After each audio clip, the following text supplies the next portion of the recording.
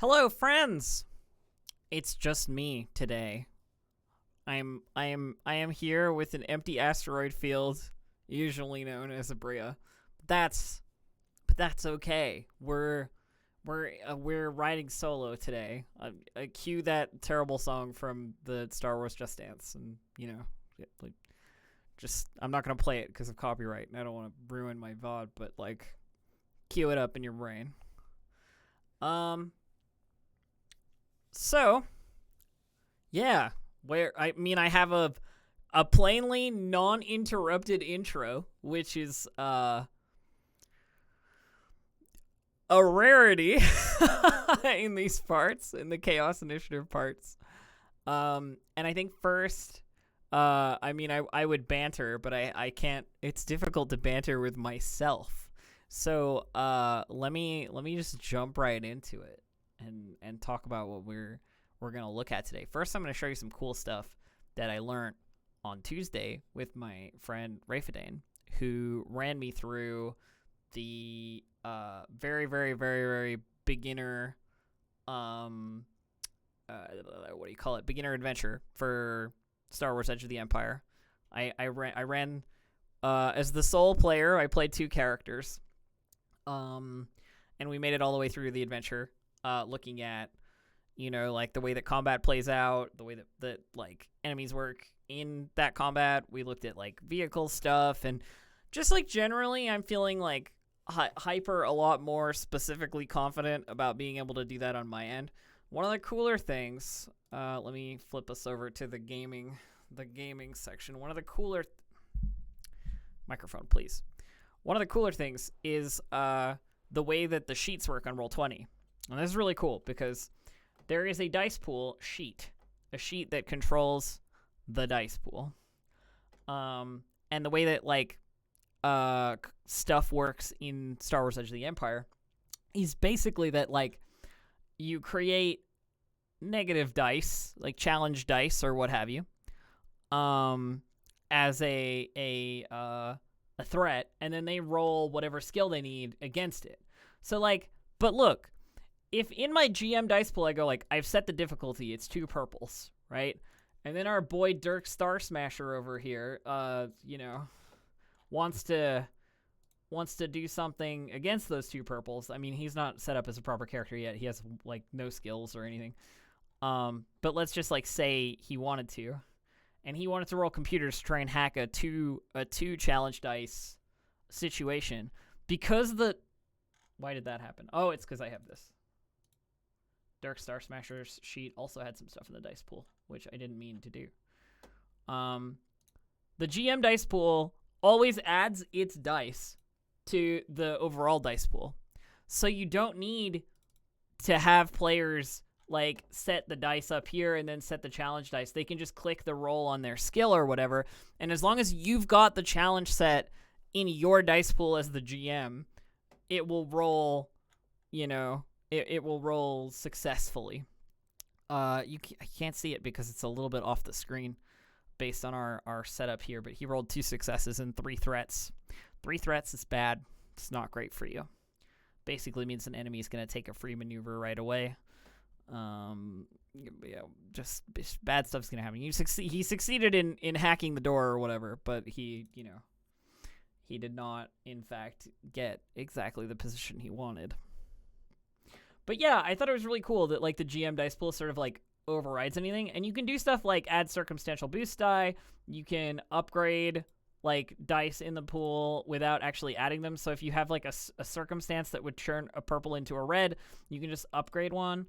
Likewise for downgrading them, like you don't, if it's like very streamlined, Likewise for the players, if they want to like upgrade a skill by using like a force point, a light side point or something, they can just tick upgrade in their dice pool, and then their green roll will turn into a yellow roll. See? You get a little yellow roll there. We got a triumph on that one, which is it's about as good as you can get. So, it's very cool the way that it works with like Roll20 and streamlines the whole like dice pool setup in general. I just thought I should share that because it made it made running combat in this game particularly easy. Um, from the like, all of us kind of know what to do. All we have to do is look at our character sheets and figure out what the deal is. And once people get used to the idea of using the dice pool and like, upgrading things or downgrading them, or rolling the right skills or using the right like combat prompts, because if we add like, say, a weapon in here, we can make it so that it automatically uses the like ranged heavy skill if it's like a blaster carbine or something. And then when you roll this, it'll automatically roll the ranged heavy skill, as well as show you the damage and the critical. And if for some reason you need to upgrade a die, it works here again. You just click upgrade and you roll it again, and boom, you've got a yellow die instead. Like, it's just very, very cool. And I thought I should share that with you guys as like a way that the system works on Roll20 versus like how you would do it on the tabletop. And it has made me more supremely confident about running combats, like very, very much so. The other really cool thing that I learned, well, not that I learned, but that was shown to me, was the way that initiative works in this game is super, super fun. So initiative works very similarly to any other game. Everybody rolls initiative at the start. Minion groups only roll one initiative for all of them because they all act in the same turn. So like a group of stormtroopers is only going to have, like if there are 5 stormtroopers and they're all part of an initiative group, that's only one initiative for them.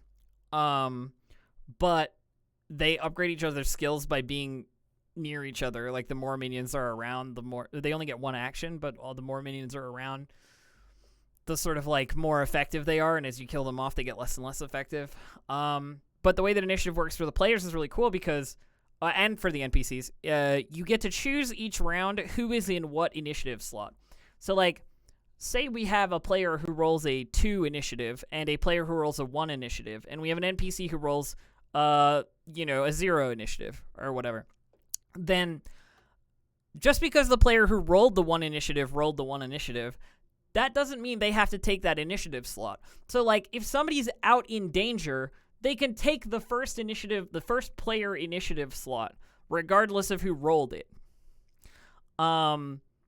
So it's kind of like, you never get into that situation where like the wizard is at the front, but they can't move until the end of the round, so they just get like fucking destroyed. You know what I mean? Like, you end up in situations where you can choose reasonably what your characters are going to do and at like what time, because the players have like their own variable initiative slots, and those can change based on not just the first choice, but like as the initiative goes back to the top of the round, you can choose to have someone else be in that first initiative slot or the second initiative slot. You can change the order every round. So you can do stuff like have your big fighter be the last one in the initiative and then the first one in the initiative when it rolls back around, and get like 2 turns one after the other, right?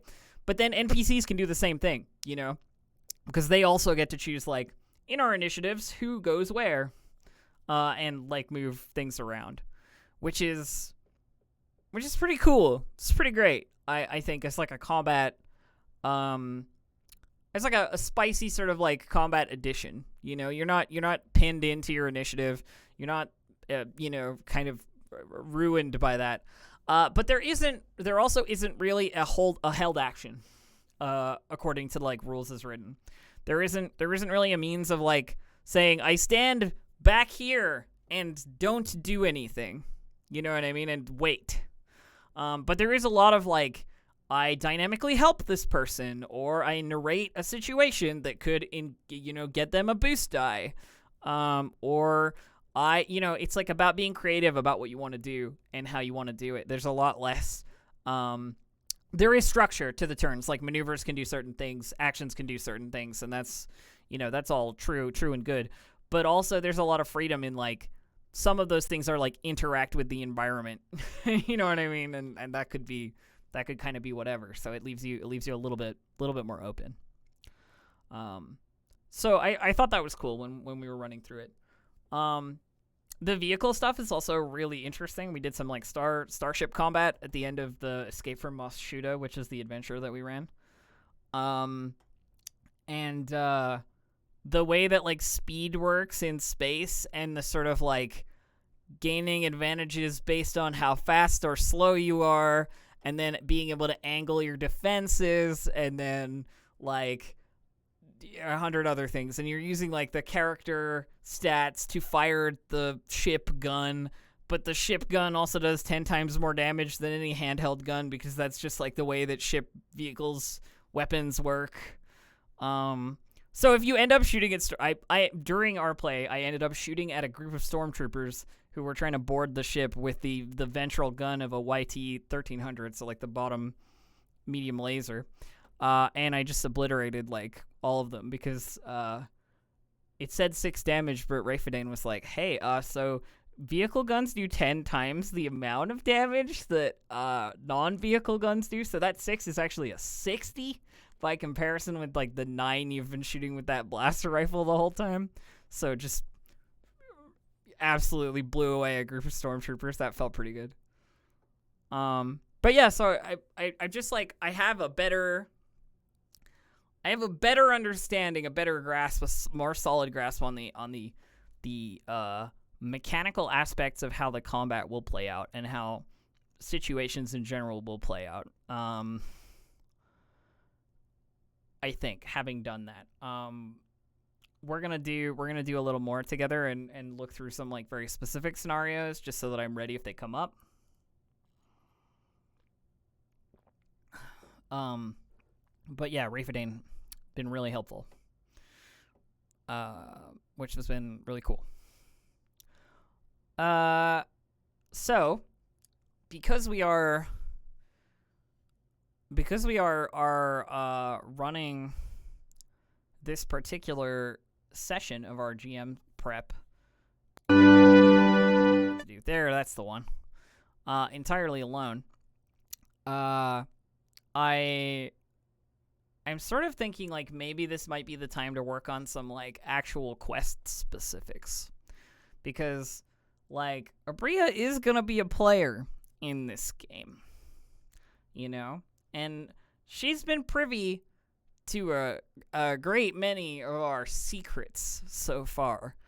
But, you know, maybe we write that first quest like in a more specific sense, the sort of like Lost Noble quest that we were thinking of for the Force Ruins.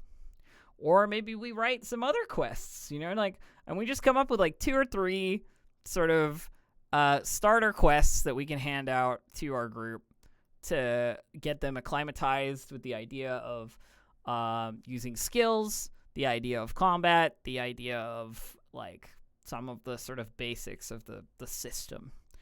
And we can make those as simple or as complicated as we want, so to speak. That was kind of my thought for today. I had a different plan, but then, you know, Aabria was like, I can't do it today. I was like, okay, I'll think of something. I got you. So I think maybe we'll do some quests. That seems like good to me. I don't know. Okay, so got our various locations as previous. Maybe we need a new handout section. Maybe a new subfolder. We'll call this folder quests. So now we have a subfolder for quests. We can add a handout that is like this will be like Lost Noble quest details. We'll call it Lost Noble Madame Harani, so we know where to get it. We'll have like the NPC name on the back of the quest. Yeah. And then we're just gonna write ourselves like we would in like a Google Doc or whatever. We're gonna write like a brief summary of our quests here. So I think we'll start with sort of like, Madame Harani knows a couple of, one, or at least one of the party members from their previous interactions. And she's heard that there's some lost tour group out near the Forest Ruins that some lost tour group out near the Forest Ruins that has among its members how many like rescue targets do we want to give them?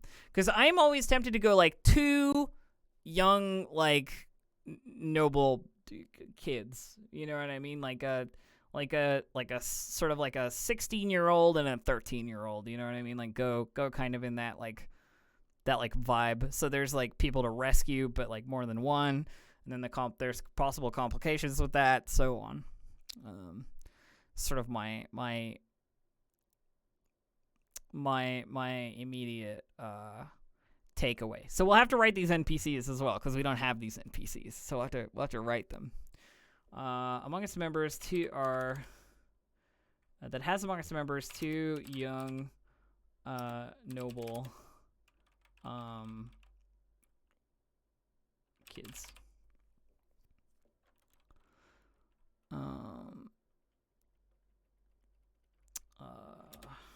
From the core worlds.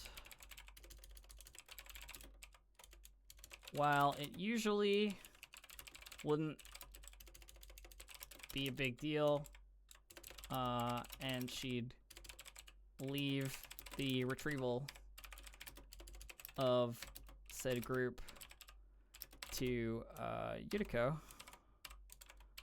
or one of the other factions.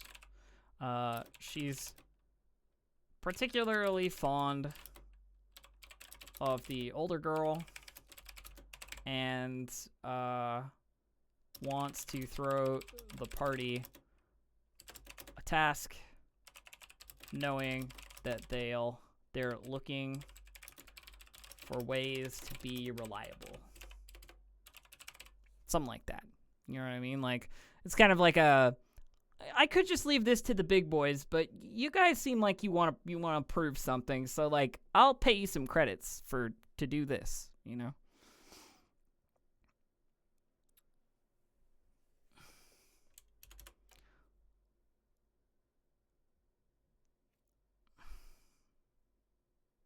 What I might do is have it that among its members to like a group, like a family of nobles from the core worlds.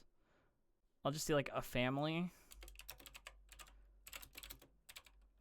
because then we can have like, you know, some dramatic deaths if we want them.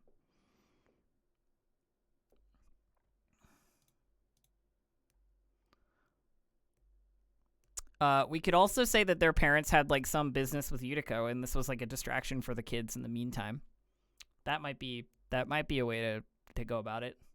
And they want them rescued before the parents know that they're missing. I kind of like that better, actually.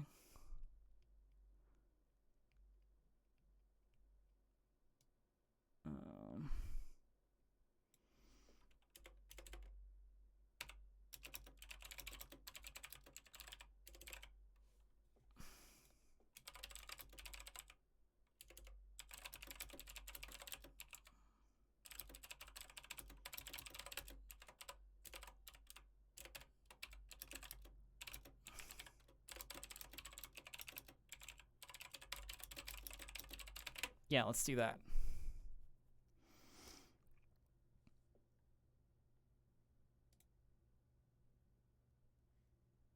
We have a tour guide NPC I feel like we wrote. Or I was given one, and maybe I didn't write them down yet, but I've got a Miraluka tour guide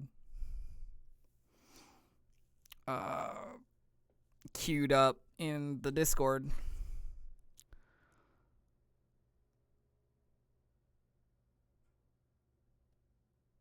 The very first NPC submitted.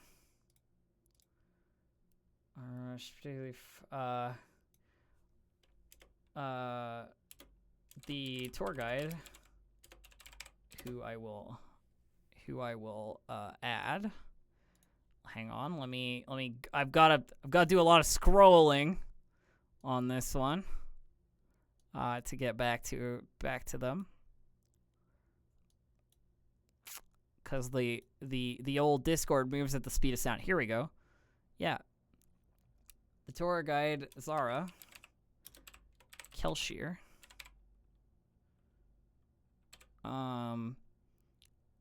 is worried that she'll face serious consequences if it's found out she lost kids. Yeah, Zara. She's a Miraluka. I will add her to our... I mean, it says enemies, but it should just be like NPCs, but maybe I'll rename it. There we go. We'll add her as a character folder, and then edit Zara Kelshir. There. Now we have data for her. I'm not gonna put a bracket on her because she's not an enemy. I'm not gonna put like a rival or nemesis bracket.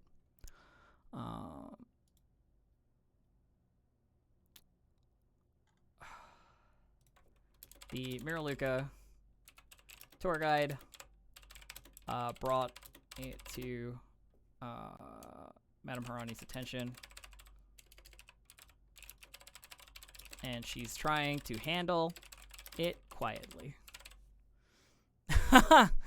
trying to handle it quietly. Yeah, I mean, they just went missing on the sort of like tour group, you know. It happens. People wander off, especially entitled noble children who feel like they get to go wherever they want.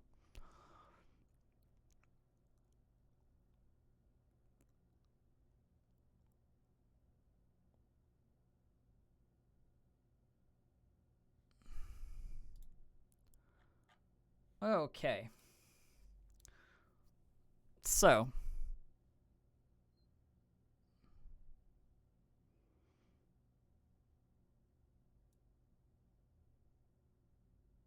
Maybe they don't know they're in danger yet, but the tour they're on is common cover for unsavory types of deals. Yeah, I like the idea of like a storm, you know, one of those like pressure fronts that would bring the like Vodian vultures that we wrote, the spear shrikes, yeah, that kind of stuff. You know, people had to like run for cover and then they couldn't find them afterward.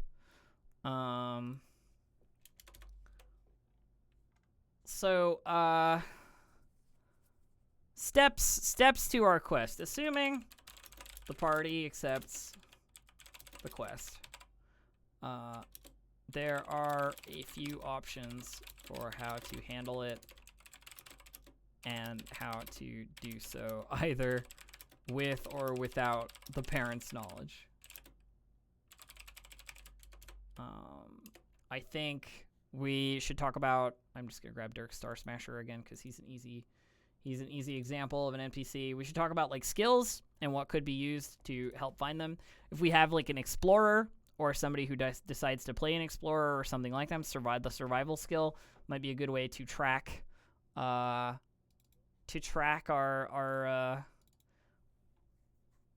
lost children, you know.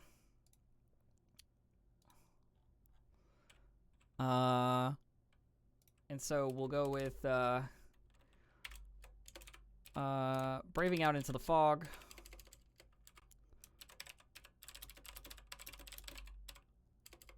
Into the Vodian jungle.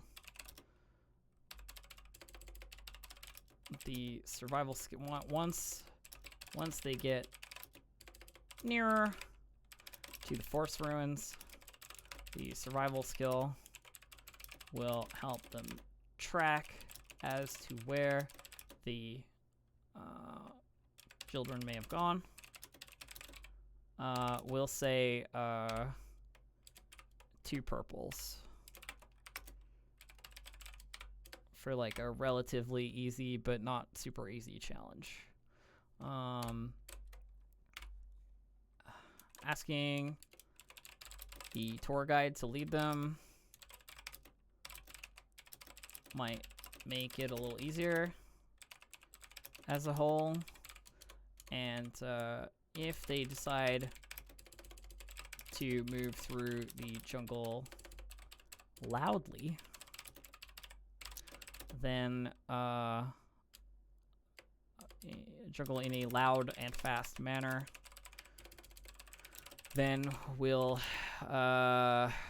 look at maybe wildlife or locals who might have a problem with that.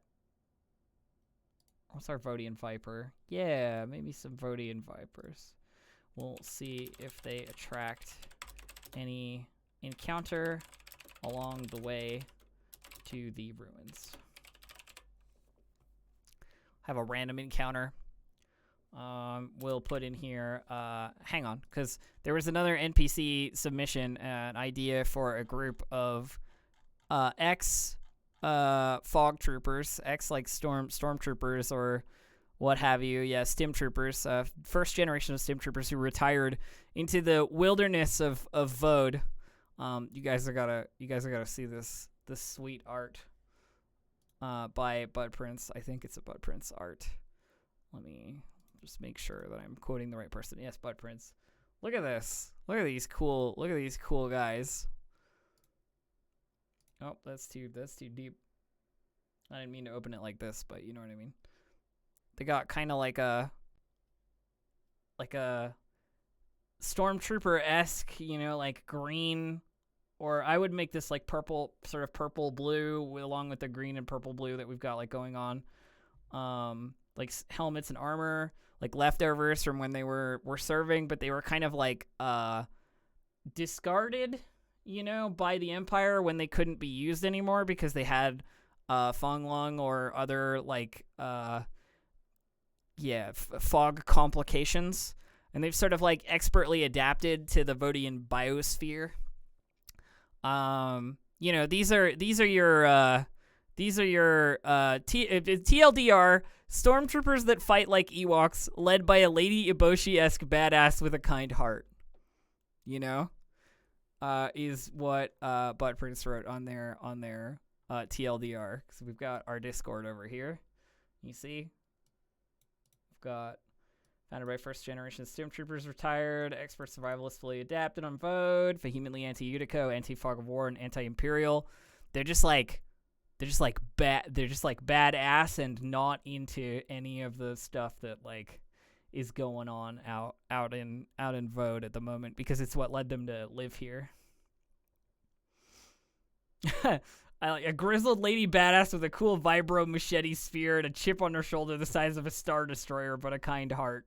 She wears a white and red blood mushroom camo cape and a strawberry shaped mushroom hat. What a badass. Their leader, what a badass. Panic Ta.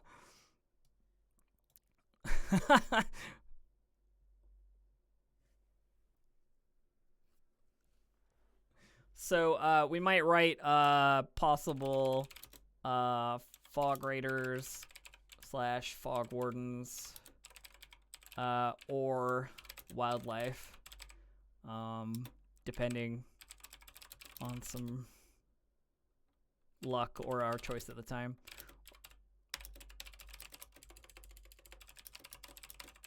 Because we could have them ambushed by fog wardens very, very early on.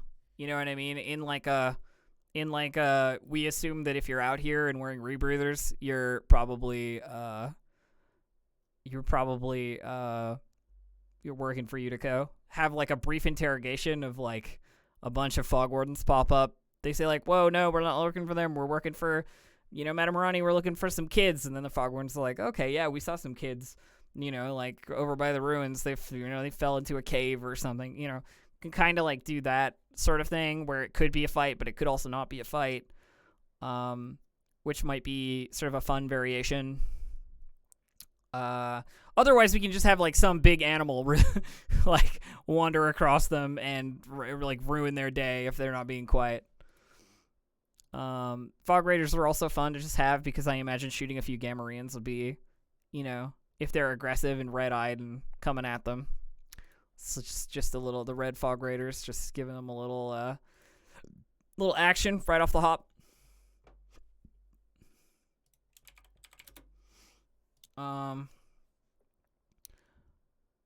We should probably add a subfolder to our NPCs folder here. Add subfolder. We're gonna call the subfolder factions, because we don't have a factions subfolder where we can, you know, add our sort of like general overview of factions, like Fog Wardens. For example, we can. I'm deviating from our task, but this is a good deviation, right? This is a good deviation. Yeah, Fog Wardens as a possible ally sound great, right? I think what I'll do is I'll just grab what Butt Prince wrote in the Discord. Just grab that right out of here and copy paste it into my game. Cause I don't see like that I need to change the words. The words are great. We need to change the color. Cause Discord, my dark mode Discord doesn't like being copy pasted. Background color white, please, and foreground color black, please. There we go. You know what? I'm also gonna take that picture, if you don't mind, Butt Prince. If you're cool with me using it, we'll save that, and I'll just add that. I'll just add that in there. I don't mind the pun, the panna cotta pun. I see it, but I don't mind it. We're just gonna quickly move some stuff around. We'll drop this in here. See if it'll load. Yeah, there we go. Boom. Fog Wardens are in. Oh god, the formatting is. I need to edit that.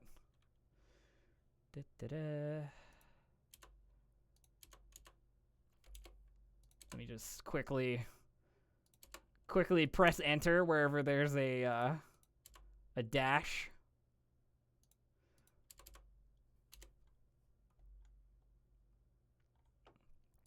Boom. There we go. Much better.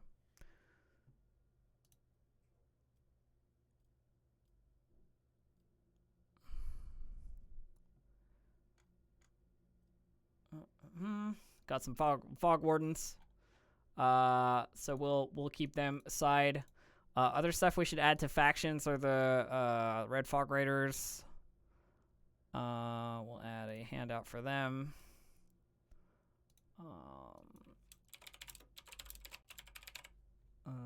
I have some stuff about them already, so we'll just like I'll save that for now and then come back to it, because I'll do the same thing. I'll go through the Discord and just like add stuff from the Discord to it, and then of course we need a Utico handout.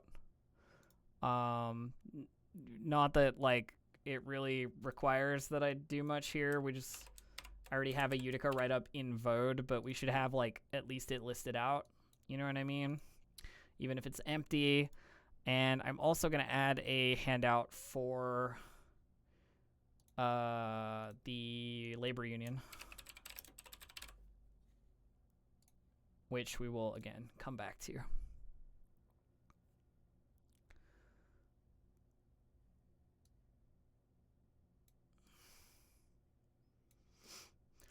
Okay, so walking through the jungle, getting to the ruins with a guide that is relatively simple, using survival to find where the children have ended up. The real question becomes, where have the children ended up? What situation have they found themselves in that might be dangerous or time-consuming or otherwise a problem? I think we'll say, like, the younger of the pair led his older sister into a back part of the ruins where they fell through a weak ceiling and into a chamber that was clearly part of the old temple. Something like that. Yeah, subterranean section of the temple.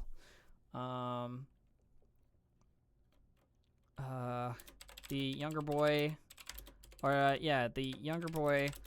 insists that there must be something here, and he's become rather engrossed with the writing on the walls of the temple, as if he can in some way interpret it. Something like that might be good. We should put something interesting in here in case they decide to like pursue the kids' interest in the temple. You know what I mean? Like, if any of them get that treasure hunter vibe, you know, and think this is an ancient force ruin, and this looks like a place that nobody's really been in a while. If any of them are feeling particularly Indiana Jones, we should probably like put something in here. Not like not something like a lightsaber or anything crazy. Maybe like an ancient sword or something, you know, or like something that might grab the attention of our boy Jander Vix, right? Something that might be of value enough to grab the attention of our... Ooh, a map! A map is a very interesting idea because it adds a possible complication, you know what I mean? And a possible further investment that, like, this is one of the ruins, but, like, deep in the jungle there may be other things to find that you don't know about, you know, and that nobody knows about and that have been hidden for a long, long time. There's this very... Yeah, I'm thinking like ornate box, you know, with a complicated puzzle box style lock on it that leads to a map, and that maybe that map is it Vodian only, or is it maybe that it like leads to a different planet somewhere, you know? And we can play with like, can you get the box open? Like, you need the help of an expert to interpret the map. Like, you'll have to hire someone on. Like, none of you know how to read it. It's in, like, some ancient, symbol dialect kind of thing.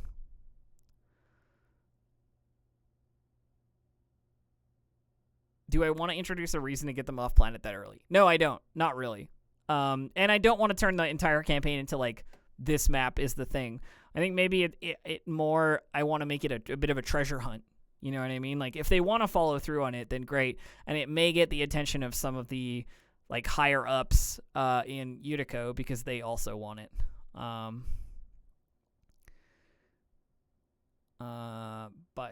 Yeah, we'll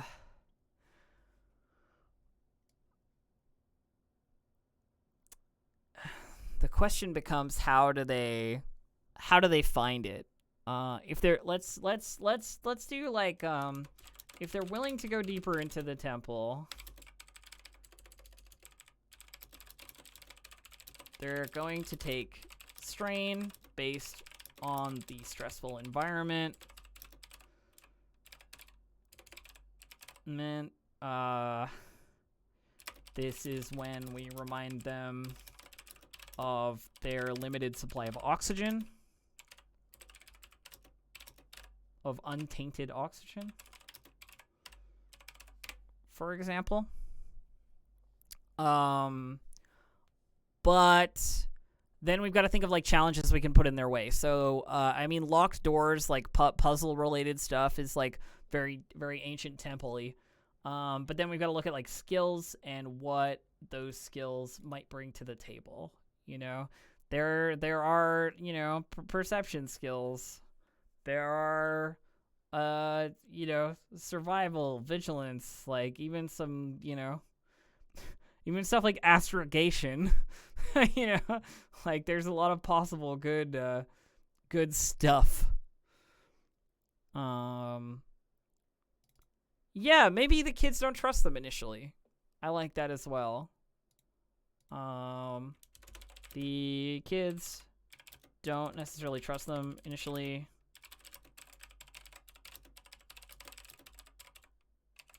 Though the older sister urges her younger brother to follow along and leave, but he just wants to stay. Now that he's seen what he's seen. Convincing them is a large part of making progress.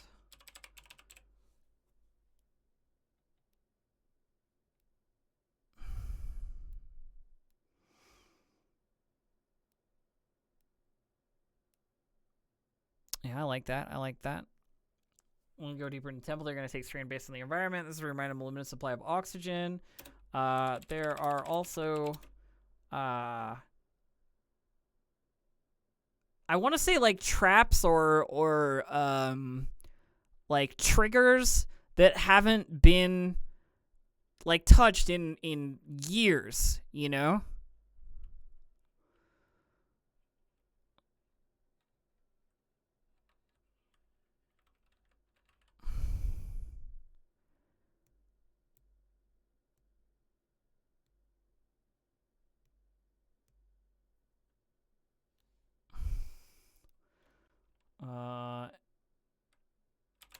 Let's say there are also dangers involved in progressing. A great deal. I like the flooded idea. A great deal of the inner temple is flooded, and some sort of horrid snappy beasts have made a home lurking in the murky waters. In the dark, murky waters.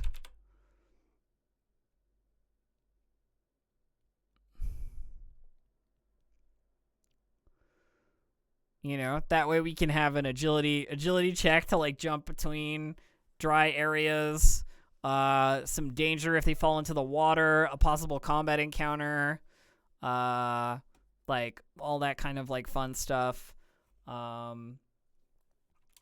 Assuming they get through, they find an ornate lockbox with a puzzle box style lock on it.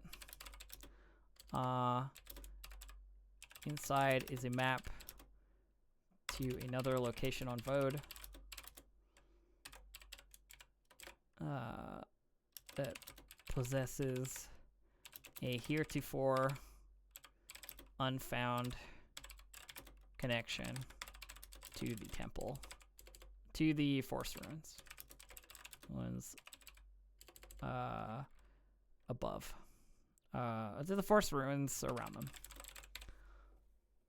Heretofore unfound connection to the forest ruins around them. You know? Maybe there's some mystical energy that is channeled through the planet that has temples on focal points or something like that. Fungal anglerfish named Zarglers. I like Vodian lisks as well. Monitor lizard-sized reptiles that hunt in grimy water via echolocation. That sounds awesome. I'm just gonna throw that into the wildlife right away. Let's just add both of those. In fact, they're both really good. You guys are just giving me stuff to pull from. Honestly, Vodian lisks. They are monitor lizard sized reptiles that hunt in grimy water via echolocation. Boom. Since I don't have Aabria here, I'm just like looking way more at oh, I didn't save it. Damn it. Let me try again. Vodian lisk. And then I'm just gonna do this. I'm just gonna do this and grab it and copy paste. Lisk is a fun word to say. Boom, there we go. And I'm gonna add Zarglers as well, because I'm sure we'll come across more possible water I like Zarglers. It's another fun word to say.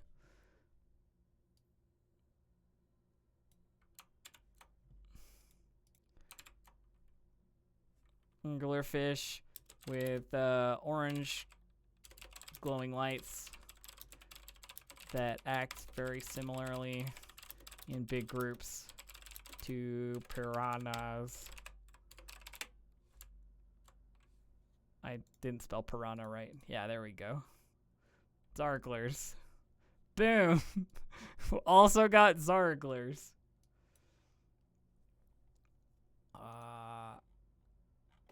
I think variations on this quest, we should have like, depending on how long the party takes, the parents are notified or not if they take time to explore the ruins. The parents are going to know their kids are missing. Zala, and therefore Madame Harani, will probably pay a little less if this is the case. How much do we want to put on the table from Zara and Madame Harani? And we'll half it if the parents learn, because the entire point was to get Zara in no trouble. You know what I mean? And if she gets in trouble, it kind of cuts the point out.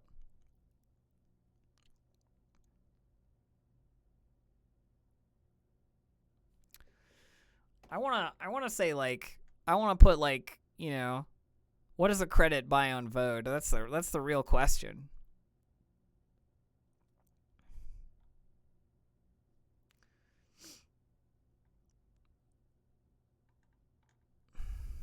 I mean, Imperial credits in general are pretty devalued.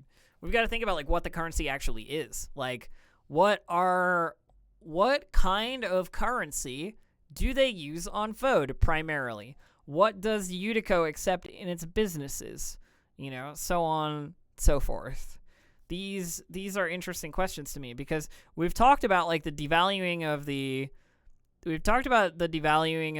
Imperial credit. We've talked about how, you know, Republic credits are making comeback, or, you know, trying to. But there's also, like, there is a Huttese currency out there, for example. Maybe there's, like, a Utico trade currency, yeah. Or like a chit system.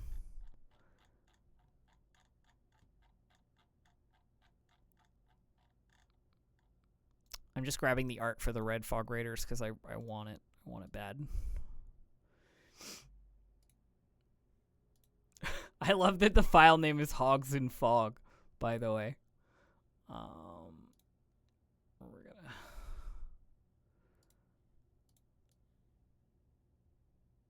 drop that in there.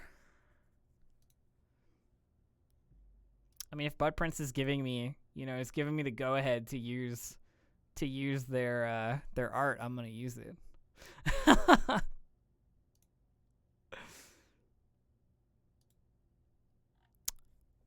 Uticoins, bootleg fog drug would be a good currency.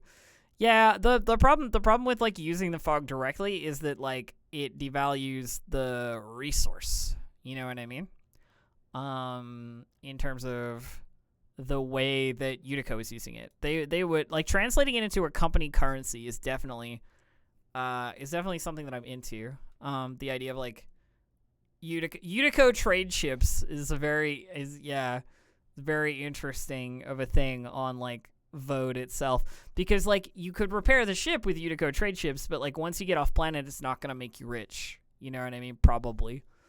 And it also creates a problem where the players will have their resource invested in company money and then figure out that the company is maybe not somebody they want to be working with, you know? And, like, how does that play out? How do they feel about that? Like, did they demand different kinds of payment? You know? All that kind of stuff.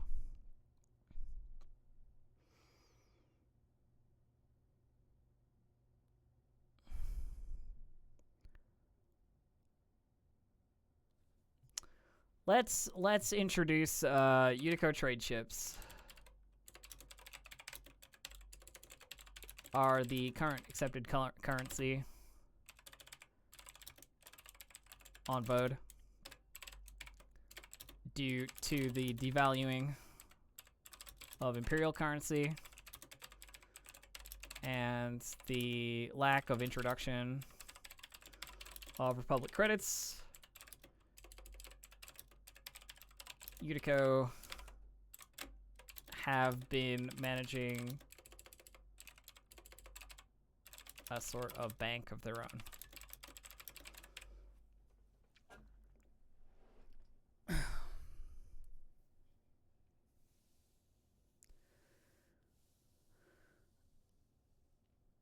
Yeah, company money.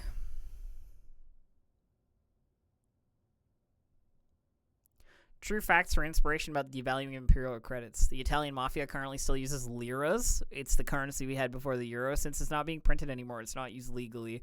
It suffers zero inflation. It represents a fixed value, and there's a finite amount of it going around to exchange. That is interesting.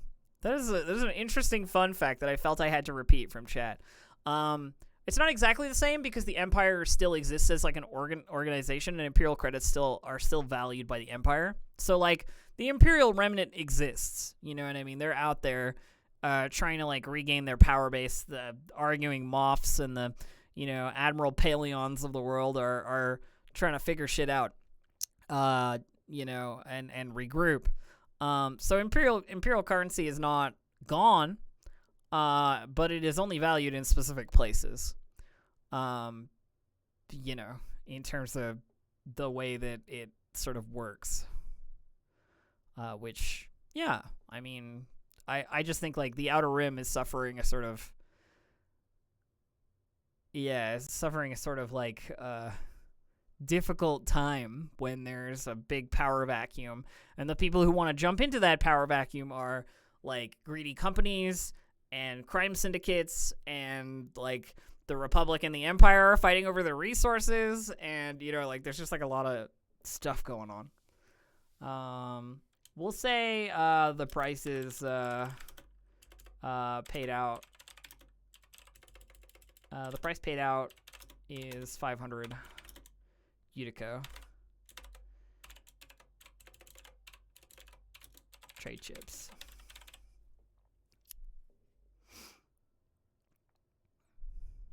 I definitely think, like, yeah, rebreather supplies and so forth is, like, one of the things that is, like, eminently easy to acquire with Unico trade chips. Like, it's not going to be expensive. But it's one of those things that, like, the company controls the access because they control the shops that sell the rebreather filters and so forth. Like, that's an interesting thought as well. All right, so I think we have, like, a first quest. This will take them a session to do, I would say, if I were a betting person, because we'll still be getting into, like, how do the dice work? How do we play the characters? Like, what do we want to do about it? And this doesn't have to be the first thing that we do, because they'll be introduced to Madame Hirani's. They'll have access to a bunch of different NPCs. If they want to talk to other people, they can. Like, this is just one of our options, I think. Let me just pull our NPCs back a little bit here.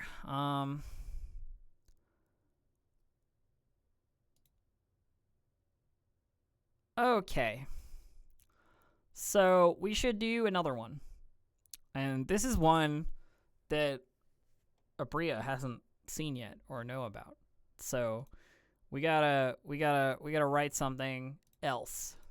Because, like, the Lost Nobles stuff was, like, also Abria's idea. But we can come up with a quest. We can come up with a quest for a patron of Madame Hirani's, in our sort of, like, inspired beginnings of the series, like, that we want to give out. So if we go to our location, locations, Madame Harani's, pull that up. We wrote a couple of NPCs. We have our very serious Barabel chef. We have an expert assassin who hangs around named Anil Pad. We have Langley or Galloway, the very attractive frog singer guy, former celebrity of the core worlds, who's like a like Frank Sinatra but a frog. We have Bree, who is a changeling courtesan. We have Darstar. We have our bartender, Vianney Lorica. And we have Garlaka, our fungal wood carver, highly paid fungal wood carver, white-furred lady Wookiee, that we wrote during our last GM prep. Now, if I remember correctly, our lovely folks on the Discord who wrote our NPCs like Vianney Lorica, our Zeltron bartender, wrote more about them in the Discord. I read the first draft, and then there was the second draft, and now that it exists.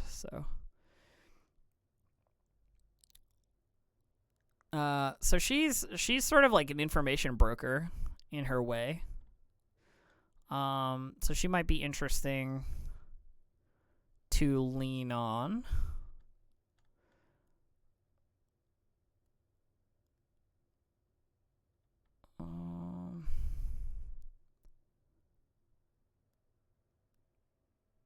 We could also just make up another thing whole cloth if we wanted to. We've got Mongums, like, I almost want to have them get a quest from Zayla-Rax. I almost want to put Zayla-Rax in the bar, give them a quest to go after one of the, like, wildcat fog dealers out in the wilderness to, you know, crush them for the competition.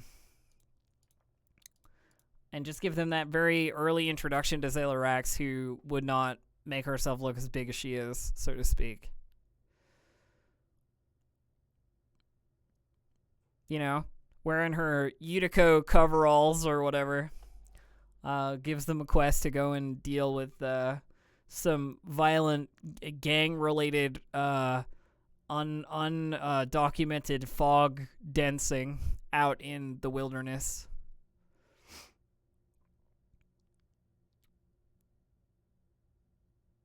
Could be a value.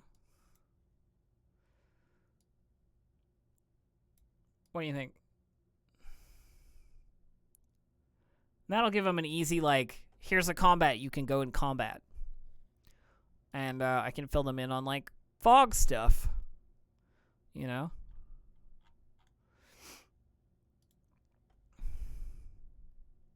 When I say Wildcat, what I mean by Wildcat is, like, little settlements that have popped up on Vode that exist solely because a ship is atmospherically sealed, and if it lands without Utico's permission in the jungle somewhere, people can live in it without necessarily exposing themselves to, like, the dangers of the wildlife and the environment. You know what I mean? Like, you can use your ship as a makeshift habitat while you do your fog condensing for your, you know, your bathtub version of the stuff that Utico makes.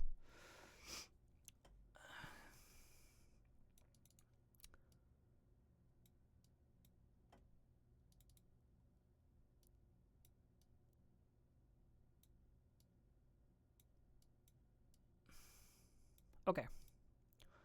No, don't show that to players, please. I don't have any players yet. A serious note, let's call it combating the fog, and we'll have Zayla-Rax be the quest giver. We're gonna go to our description here. Taking a break in Madame Harani's bar.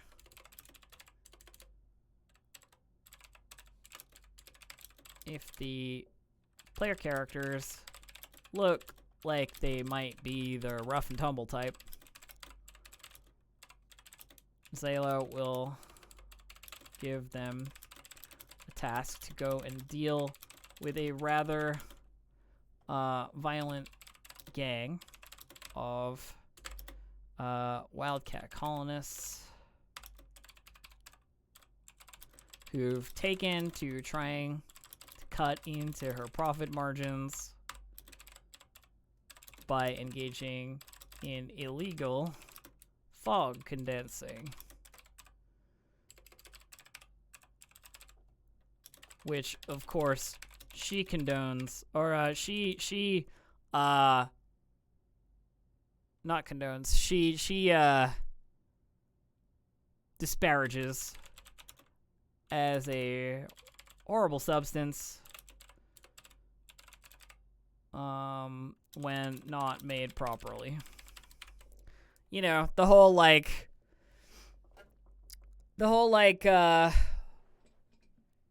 yes, I mean, she would never admit it, but yes, I am a dealer of horrible drugs, but it's way worse when other people do it. You know, that kind of like thumb your nose cynicist, like, okay, so it's cool if you do it, but these people doing it without a big company behind them, they don't get to do it? Okay, cool.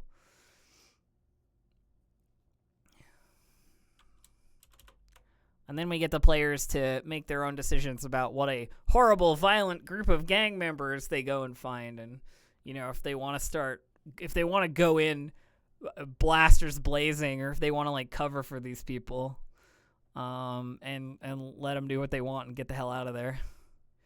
And all that kind of, like, choice-related stuff that comes up.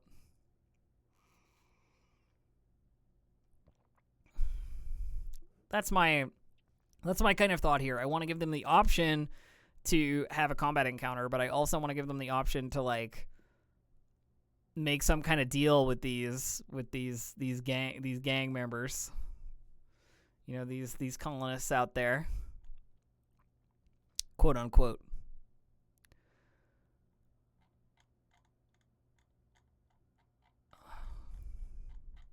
Now, I know we have a couple of people who have taken to, like, writing particular wildcat colonists, and I might steal some of them, but maybe not all of them together, because I don't want to characterize every single person that we run into, but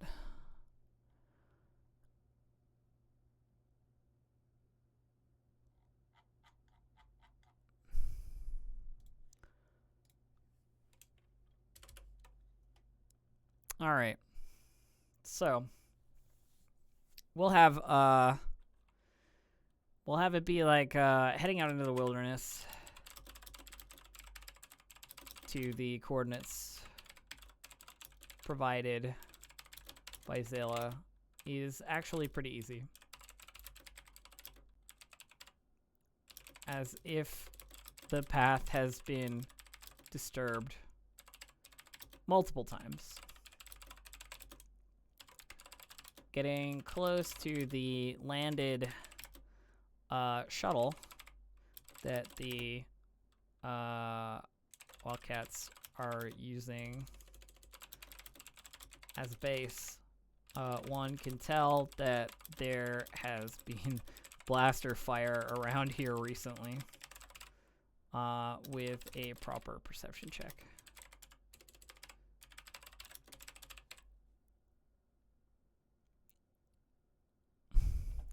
Elvis is designing a quest while Aabria is away. Yeah.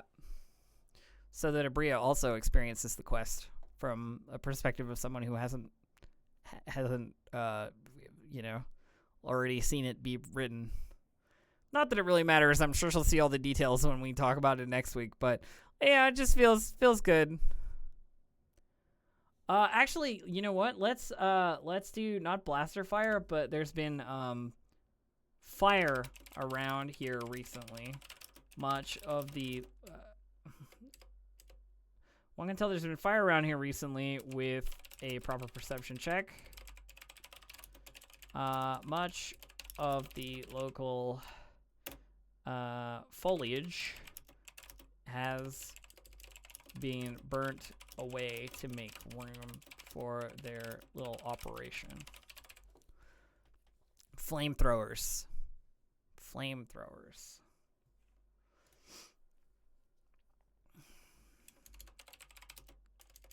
There are a few droids outside of the shuttle. One of them seems to be gathering the fog itself into a sort of spherical condenser device.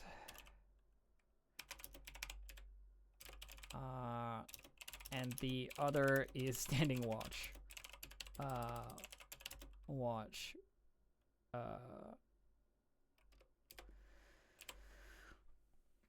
have a pair of droids out there. Who do we want to have, like, involved with this? And do we want to make it, like, how hostile do we want to make these people? Like, do we want to prompt the players to fight them, or do we want to prompt the players not to fight them? I think is like my question.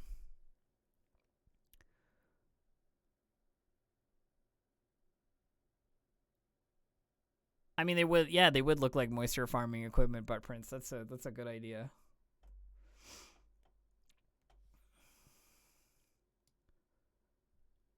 Let's change that then. So there's a few droids outside of the shuttle. One of them is checking the diagnostics on a small spire that's been set up in the ground, and the other is standing guard. I like that better. Yeah, we'll maybe have like one rough and tumble, sort of like, you know, Trandoshan or something, like a bit of a hothead, and then maybe 2 humans to have it like possibly start a firefight. Yeah. If the players wait around for a while and watch, a large, bulky looking Trandoshan exits the shuttle with a tank on his back and a flamethrower in his arms, and casually sprays it about a little, clearing the atmosphere of the fog, and pushing back some of the ever-encroaching wilderness. You know, I imagine the Vodian jungle having a very, like, creeping feel to it. Like, even if you're burning it away, if you wait, like, a day, it's going to have, like, grown back towards you, you know? It's, like, very, very, very hardy, very hostile, all that kind of stuff.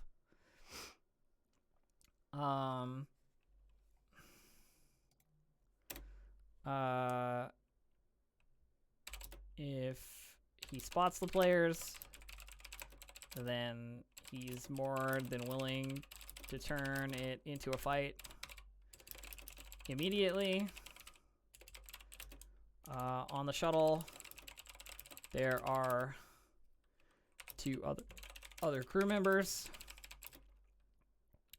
One engineer who set up the fog device, and another, the pilot, who is clearly just here for the smuggling payday.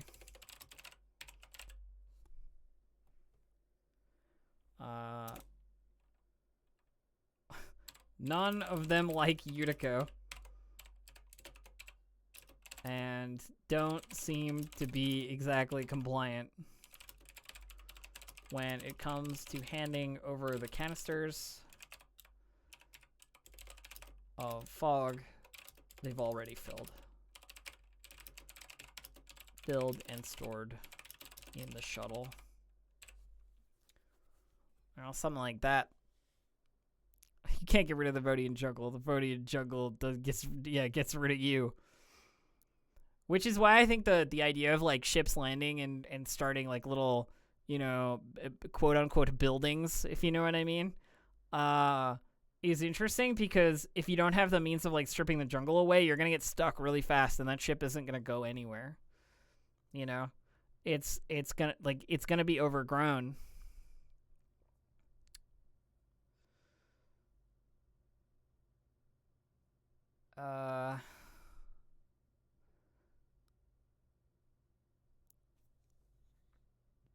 What if we used a burn bunker here and had them have a couple more of their like crew members in, you know, hiding out nearby in a burn bunker, like doing the inventorying or something like that? We could use that concept from our last episode. Let me check my notebook here, of like burning away a section of like the mushroom that creates like an underground space, like a safe underground space. Well, that's more of a homesteading thing, not a smuggling thing, right? Like they're not trying to stay here. They wanna grab the fog and get off planet with it. So we might save that for later, or save it for when we introduce the fog wardens, like more particularly as like a proper wilderness survival technique, that kind of thing. I think that might be more fitting, might be more fun. So I'm okay with this. To the criminals, what is this? They can be convinced to leave. But won't do so without, won't do so while also giving up their prize. If there's been any fighting, they're likely to be more tricky and uncompliant. Maybe even trying to set an ambush for the players after surrendering. Something like that. Feels pretty good. And then we can talk about like the equipment that they have and what the players might be able to salvage from the shuttle if they wanted to. This is one of those situations where it's like the shuttle is functional, but the pilot has a series of key presses and toggles that only he knows that will start it. This wouldn't, however, stop the party from stripping a part or two off it for their own benefit. So they can't start this shuttle. There's no way that they will be able to do it. It is a random series of button presses, you know, a la Mad Max, like Big Rig, you know. These are random series of like levers and knobs and toggles to start the shuttle. And only the pilot knows how to do it. So that it can't, you know, it can't be stolen. There is a hacking skill. I would let them do it at a high difficulty, so the slicing skill might come in. But then I have to think about what we're gonna do in an active shuttle. Because I've put a shuttle here.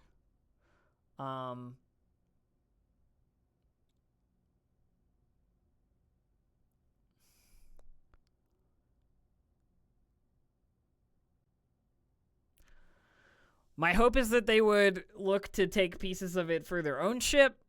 What I might do is, yeah, we could fungus it up really bad. Instead, maybe it's not functional.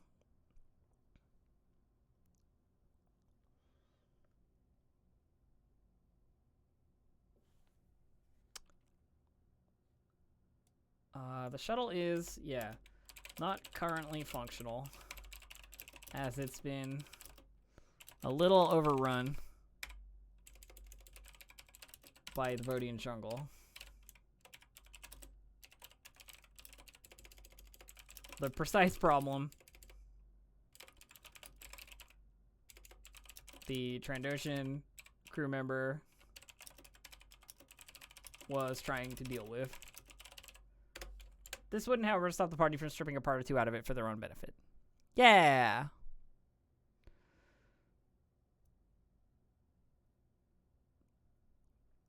Also, the shuttle is called the Artex. The Artex.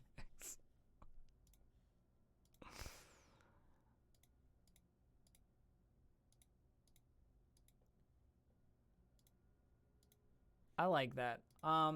I think, with proof of the defeat of the crew,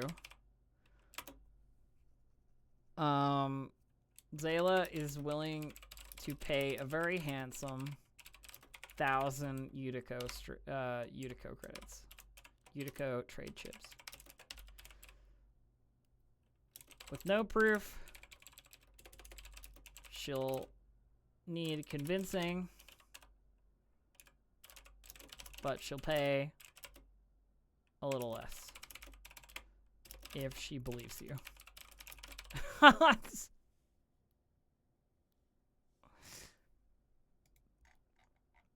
Boom. Another quest. Another quest written up. And so it goes, and so it goes. We should probably think about the NPCs.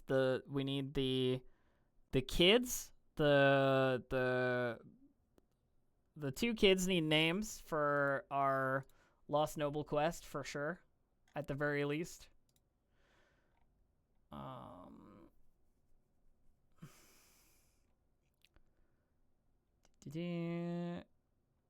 Lisa's older sister. So what's the older sister's name?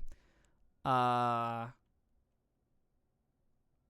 trying to think of good Star Wars names.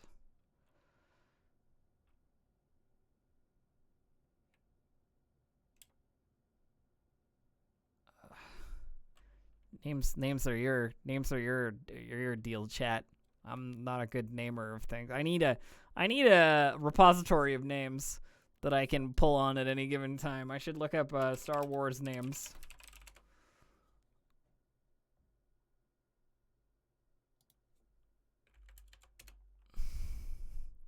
Give me that Star Wars random name generator. Generate 100.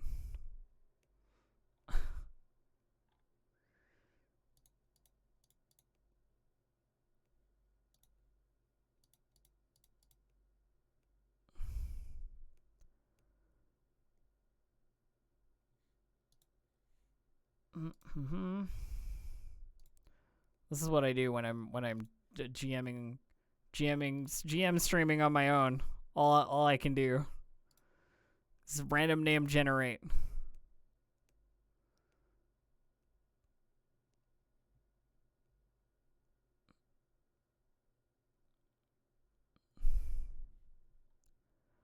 Solta, I like. Let's do that. The older sister's name will be Solta. And I actually like the younger boy being named Dash. Dash is a great name.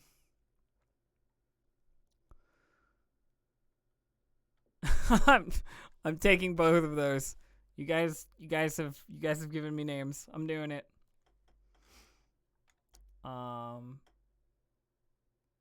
Yeah.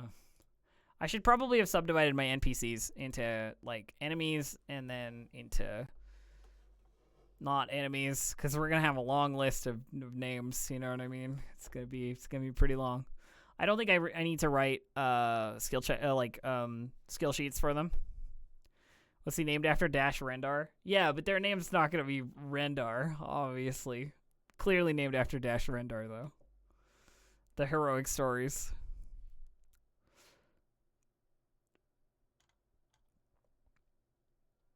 Yeah, no, I like it. And then I guess we need to In combating the fog, give our crew members some names. Large, bulky-looking Trandoshan, named Trask. And then the 2 other crew members, 1 engineer who set up the fog device, Lena, and the pilot,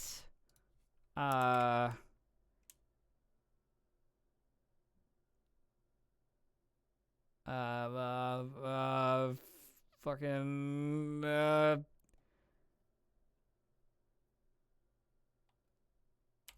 Eldon. Boom.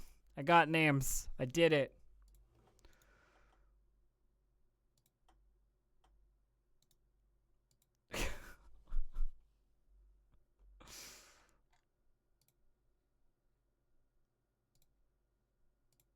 All right.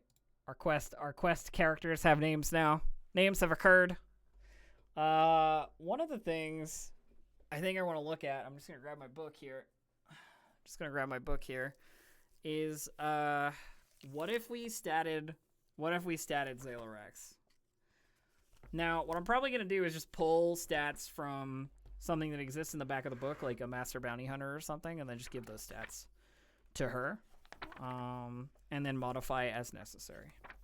I feel like that might be fun. So in the back of the Star Wars book, we have all kinds of NPCs in an adversary list. We've got galactic underworld stuff. We've got Empire stuff. We've got all kinds of things, and they're all fully statted out. Now we did one fully statted NPC, and that is the Utico Stimhound exists as a rival and has stats. He's got a wound threshold. He's got his soak, He's got his weapons. He's got some skills. The Stimhound is available. But what we really need, I think, are probably some minions.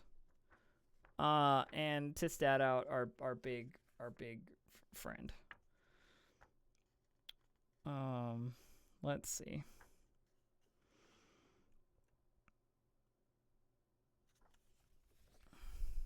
The real Rogden. Hello. Thank you for the raid.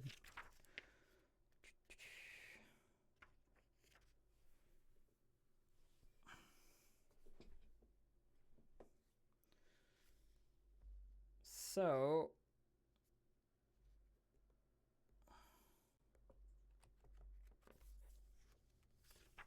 I always feel like when I'm copying down stats or doing statting in general that it isn't particularly like it isn't particularly what you would call compelling viewing, let's draft a minion. We will add a minion here. Oh, can I don't like that it's above the... Damn it. You know what we'll do? We'll add a subfolder, and we will call it no name NPCs.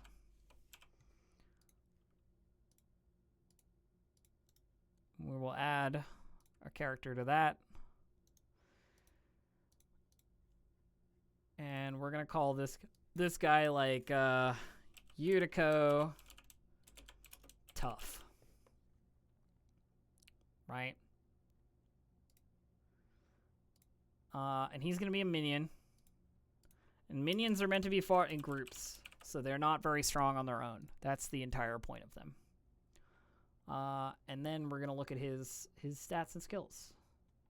So, I have here the stats for a regular street tough. You can click and drag those. Yeah, but I didn't want to pollute my character list with a whole bunch of no-name NPCs. So it's better to have a no-name NPCs folder anyway. we have a regular street tough here in the book. And one of the things that we're trying to do is translate stuff from the book. See, it's there in the text. You can't really see it, but it's there. We have no-name street tough, and we can tweak it as we wish, but it is a minion, so it gives us like a baseline for what a minion might have. So like they have a soak value of 4. 4 seems high. No, it is a soak value of 4 and a wound threshold of 5. So each minion only has 5 HP, but they can absorb 4 damage per hit. They have no defenses. Their brawn is 3. Their agility is 2. Their intellect is 2. Their cunning is 2. And then their willpower and presence are both 1. They have skills in group only of melee, ranged light, or ranged heavy, and skullduggery. So they mostly have the melee skill. So we go down to combat skills and we give them the melee skill. 1 rank of the melee skill. But they only get that when they're in groups. Otherwise, they roll much weaker. Their equipment is, it says here, a blaster pistol. We're not going to give them blaster pistols. I don't think regular Unico toughs are going to have blaster pistols. We're not even going to bother with the ranged attacks. We will go, however, for... Actually, no. We will go for a slug thrower rifles, though, occasionally. Sweet, sweet slug thrower rifles. So we'll go combat. We'll go add weapons. Skill, ranged... I think it's ranged heavy for slug throwers. Yeah, it is. Damage 7. Critical 5. The higher your critical number, the worse, by the way, because it's how many advantages you need to roll to get a critical. Encumbrance, critical, ranged, medium, cumbersome 2. Is it cumbersome 2? Just make sure I'm looking at the right thing. It is cumbersome 2, yeah. Quality's cumbersome 2.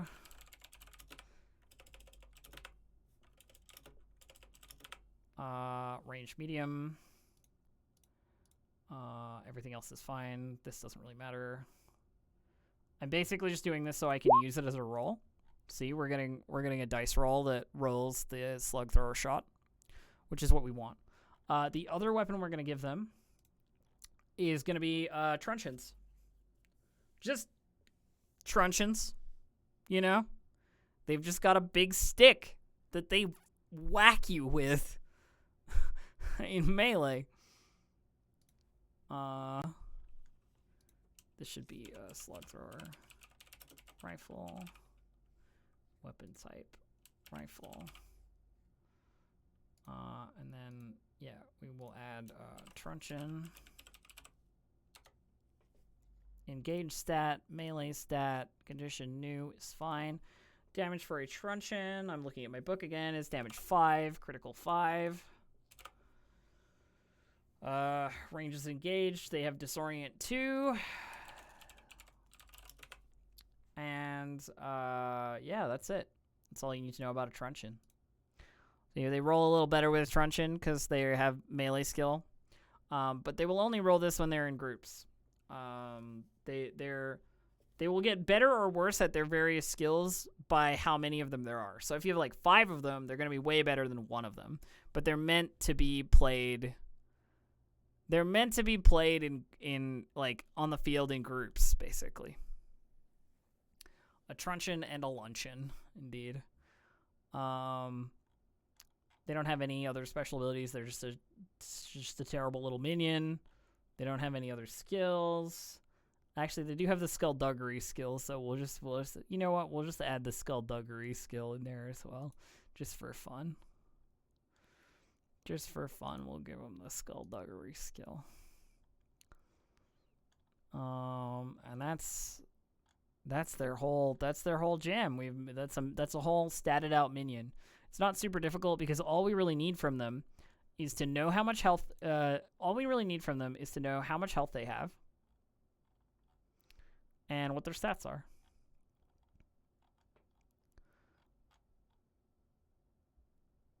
Why? Oh, did I do this in the character section rather than the NPC sheet? I totally did. I did it on a regular character sheet. That's fine. That's fine. I can translate it over in a little bit. What I should be doing for NPCs is using the NPC sheet,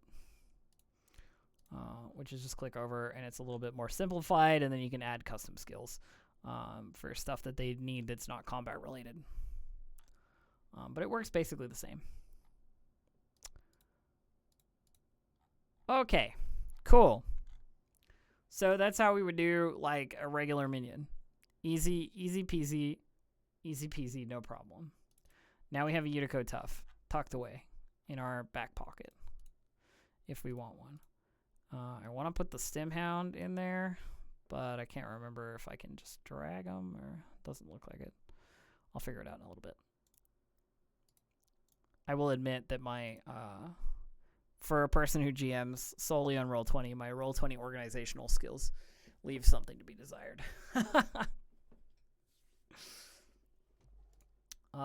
We'll move them later.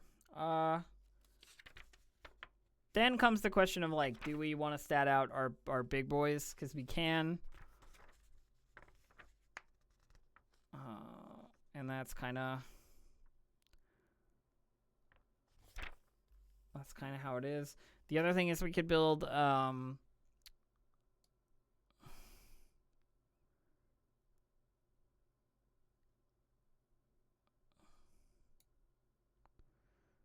hey, there we go. There we go. Nailed it, Pavlogs.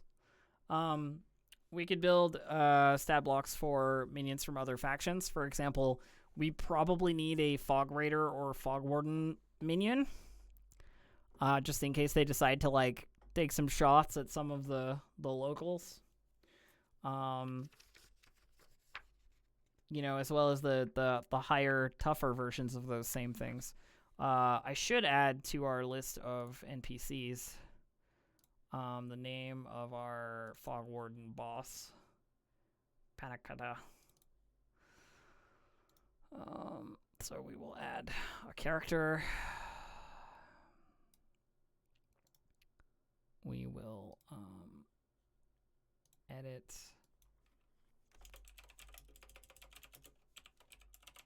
Just because we need that saved away. I'm gonna make her Nemesis, possibly, because she's a badass. I can't imagine anybody who has survived out in the fog that long to not be a badass, really, but you know, we'll have to scale them as necessary. We've got 2 quests. We've got a bunch more NPCs. We've got some further setup towards our beginning of the game. I think I might be set for today. A little bit shorter than our 3 hours.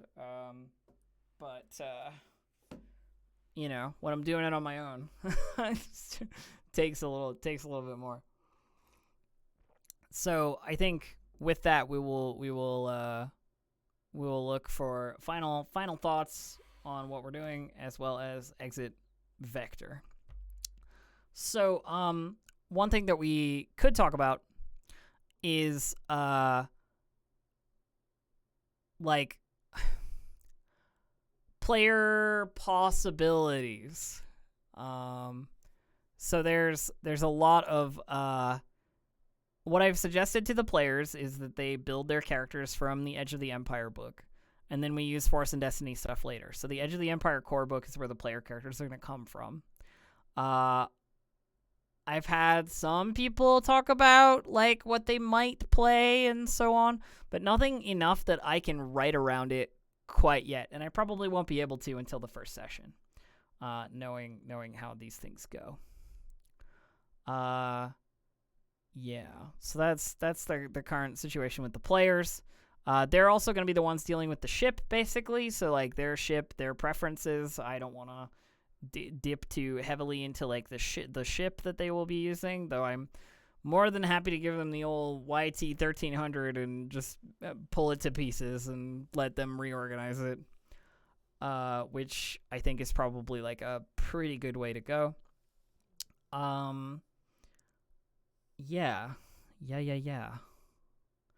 I think that's probably where I'm at. So we'll call it there for today, my dear friends. Thank you very much for joining me for this wonderful GM stream. If you don't know who I am and you've been listening to me yammer this whole time, congrats. I'm Distracted Elf.